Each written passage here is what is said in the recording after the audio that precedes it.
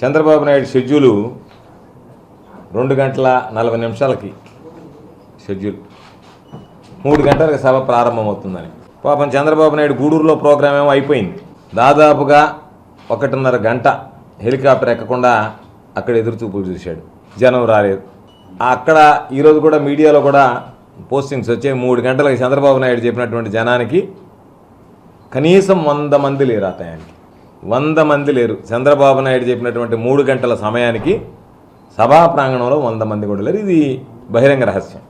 రాష్ట్రానికి ముఖ్యమంత్రిగా ఉండేటువంటి వాడు తల నేరుగా ఆ ప్రజల ముందే నాకు ఇంత దారుణంగా ఉందా పరిస్థితి అని చెప్పి బోధకుని వెళ్ళాల్సినటువంటి వాడు నిస్సిగ్గుగా చంద్రబాబు మాట్లాడేటప్పుడు 500 మంది లేకపోయినా రకరకాలైనటువంటి వ్యాఖ్యలు చేసి వెళ్ళడం జరిగింది. దురదృష్టం ఏమిటంటే చంద్రమోహన్ రెడ్డి నిద్రలేస్తే ఏదైతే మాట్లాడుతున్నాడో అదే మాటలు ఆయన పాపం బుక్లో రాసుకున్నట్టుకున్నాడు సోమిరెడ్డి. ఆ బుక్ ఇచ్చినట్టుకున్నాడు చంద్రబాబు నాయుడికి. ఆ బుక్ చూసుకొని మాట్లాడాడు అతను. నేను చెప్పేది సరే, నువ్వు ఎట్టంటైనా 3 సంవత్సరాలు రాష్ట్రానికి ముఖ్యమంత్రిగా పనిచేసావు. మరీ చంద్రబాబు నాయుడు సోమిరెడ్డి స్థాయికి దిగజారిపోతే ఎట్లా? మరీ అసహ్యంగా ఉంది కదా.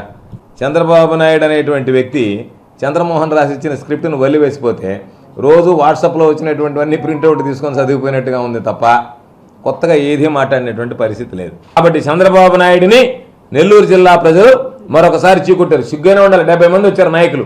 ఆ 70 మంది తోటి వచ్చినటువంటి వాళ్ళు తలా 5 మంది వచ్చినా కూడా 400 మంది వచ్చారు.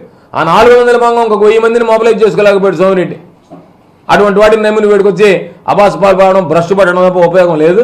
కాబట్టి నిన్నటి నీ దాంతో నేను అనుకున్నా నెల్లూరు జిల్లాలో నువ్వు అనుకుంటావు నాకు 4 వస్తాయి, 5 వస్తాయి, 6 వస్తాయి, 7 వస్తాయని వేలం పాటు పడతాను. నెల్లూరు జిల్లాలో ఒక్క సీటు కూడా నీకు వచ్చేది లేదనేటువంటిది నిన్న నీ యాత్రతో అర్థమైపోయి ఉంటుందని నేను భావిస్తున్నా. ఏది ఏమైనా చంద్రబాబు నాయుడు నా ఛాలెంజ్ని స్వీకరిస్తాడని చెప్పి ఆశిస్తున్నా.